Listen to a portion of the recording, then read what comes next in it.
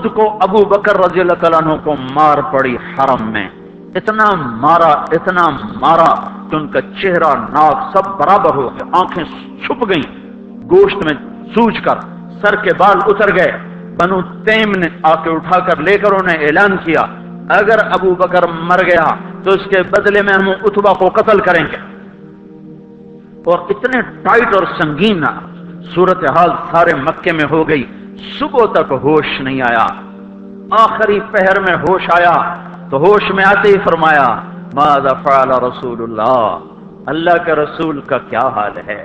تو خاندان والے ناراض ہو گئے، جس کی خاطر تو اتنا خوار ہوا پھر اسی کا نام لیتا ہے، ہم جا رہے ہیں۔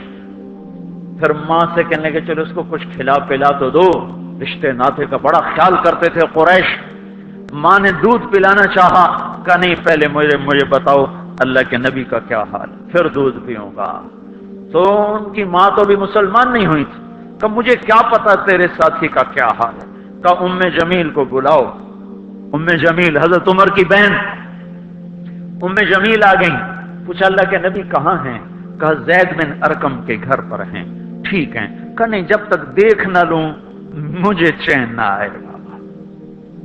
تو حال یہ تھا، ایک کندھا ماں کے کندھے پر ہاتھ رکھا، ادھر ام جمیل کے کندھے پر ہاتھ رکھا، پاؤں سے گھسٹتے ہوئے آپ زید ابن ارقم کے گھر پر، گھر قریب تھا، دونوں ہی مسفلہ میں رہتے تھے، جس کو آج مسفلہ کہتے ہیں۔ مکہ ٹاور جو لوگوں نے دیکھا ہے، مکہ ٹاور کے پیچھے ہی ابو بکر کا گھر تھا، اسی طرف میں تھوڑا سا آگے زید بن ارقم کا گھر تھا۔ تو گھسٹتے ہوئے پاؤں کے ساتھ جب وہاں پہنچے، آپ کی جب نظر پڑی اللہ کے نبی کی تو گلے لگ کر آپ اتنا روئے کہ آپ کی ہچکیاں بند، پھوٹ پھوٹ کے روئے۔ موقع غنیمت جانا کہ یا رسول اللہ یہ میری ماں ابھی تک ایمان لئی، اس کے ایمان کی دعا فرما دیں۔ آپ کے ہاتھ اٹھنے تھے کہ ابوبکر کی ماں کا سینہ ایمان سے روشن ہو گیا۔ یہاں پھر آپ نے بے بس ہو کر کہا اے میرے رب ایک عمر مجھے دے دے، یا عمر بن خطاب دے دے، یا عمر بن ہشام دے دے، اور میں عمر بن خطاب مانگتا ہوں۔ یہ جمعرات کو رات کا واقعہ، بدھ جمعرات کی درمیانی رات کو دعا مانگی گئی ہے۔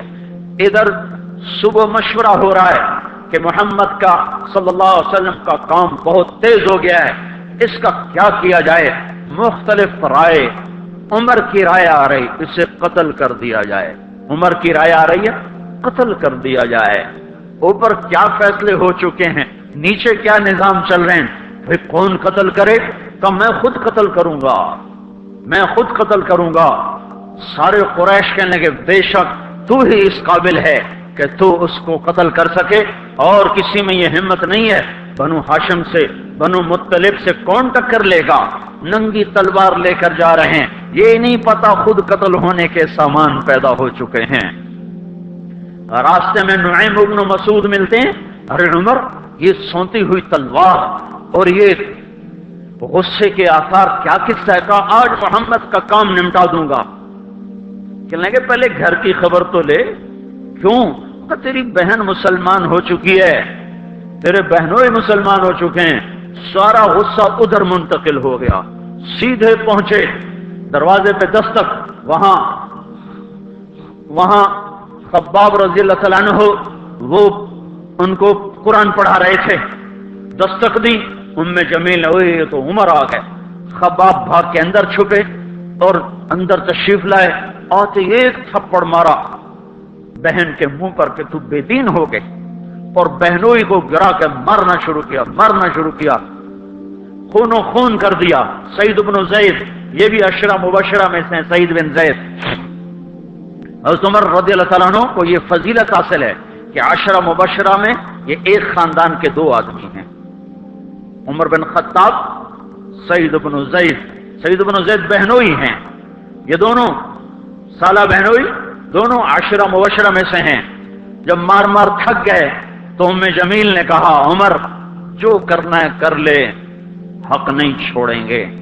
غصہ اتر چکا تھا، قرآن باہر پڑا رہ گیا تھا کہ یہ کیا ہے دکھاؤ، کہ نہیں تو ناپاک ہے، نہیں دکھاؤں، ہاتھ نہیں لگا سکتا۔ تو ندامت تھی بہن کے خون دیکھ کر، کہ تو میں کیا کروں؟ کہ پہلے نہاؤ پھر پکڑ سکتے ہو۔ نہائے پکڑا نصیب کے فیصلے بدل چکے تھے، سامنے آیا طٰہ ما انزلنا علیک القرآن لتشقى الا تذکرۃ لمن یخشى تنزیل ممن خلق الارض والسماوات العلا الرحمن على العرش استوى له ما في السماوات وما في الارض وما بينهما وما تحت الثرى وان تجهر بالقول فانه يعلم السر واخفى الله لا اله الا هو له الاسماء الحسنى وهل اتاك حديث موسى إذ رأى نارا فقال لأهلهم امكثوا إني آنست نارا لعلي آتيكم منها بقبس أو أجد على النار هدى فلما أتاها نودي يا موسى إني أنا ربك فاخلع نعليك إنك بالوادي المقدس طوى وأنا اخترتك فاستمع لما يوحى إنني أنا الله لا إله إلا أنا. جب یہاں پہنچے تو دل کپ کپا گیا، ایک دم ایمان اندر میں اترا، جسم پہ راشا طاری ہو گیا کہ مجھے محمد کے پاس لے چلو. تو اسی وقت خباب نکل آئے کہ مبارک مبارک عمر، لگتا ہے رات کی دعا تیرے حق میں قبول ہو گئی. تلوار اسی طرح ہاتھ میں زید ابن ارقم کے گھر کی طرف چلے کہ وارڈ میں صحابہ نے دیکھا یا رسول اللہ عمر آ رہا ہے. حمزہ پہلے اسلام لا چکے تھے، فرمایا آنے دو، نیت ٹھیک ہے تو اس کا نصیب ہے، اگر نیت خراب ہوگی تو اسی کی تلوار سے اس کا سر اڑا دیا جائے گا. اندر آئے، دروازے پر دستک دی، اندر آئے تو آپ نے دیکھا اور ایسے دامن پکڑ کے جھٹکا دیا، اما آن لک ان تشہد ان لا الہ الا اللہ. عمر، کیا ابھی وقت نہیں آیا کہ تو کہہ دے لا الہ الا اللہ؟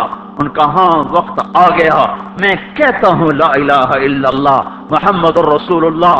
یہ کہنا تھا کہ خوشی کی لہر دوڑی، صحابہ نے تکبیر کہی.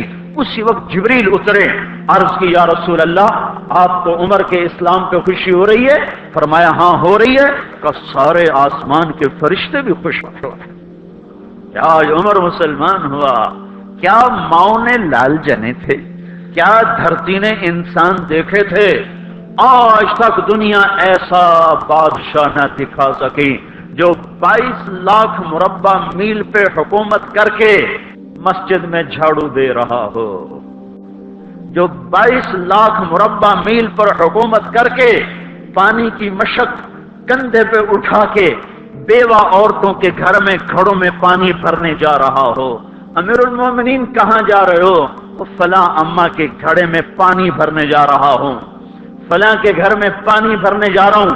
22 لاکھ مربع میل پہ حکومت کر کے دھرتی نے ایسا بادشاہ نہیں دیکھا جو اونٹ چراتا پھر رہا ہو.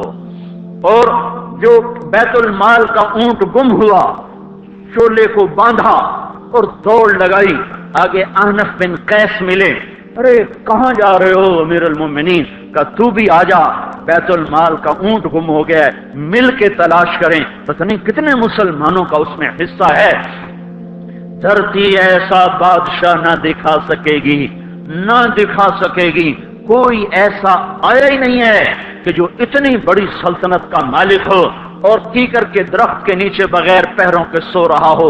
یہ ہمارے چھوٹے چھوٹے حکمران، ووٹوں کے ذریعے سے کرسیوں پر بیٹھنے والے، ان بے وقوفوں کے آگے بھی پہرے، پیچھے بھی پہرے، دائیں بھی پہرے، بائیں بھی پہرے، اوپر بھی پہرے، ان کی گاڑیاں بھی بلٹ پروف. یہ پھر بھی ڈرتے ڈرتے جا رہے کہ انہوں نے ظلم کیا، یہ اپنی ذات میں خوف زدہ ہو گئے. عمر نے اپنے نام کے ساتھ فاروق کا لقب آپ نے کہا عمر فرق بین الحق والباطل. عمر وہ عمر ہے جس نے حق اور باطل میں فرق کر کے دکھا دیا، اس لیے یہ فاروق ہے، اس نے حق اور باطل میں فرق کر کے دکھایا، یہ فاروق ہے. حسن بصری فرمایا کرتے تھے اپنی محفلوں کو عمر کے ذکر سے سجاؤ.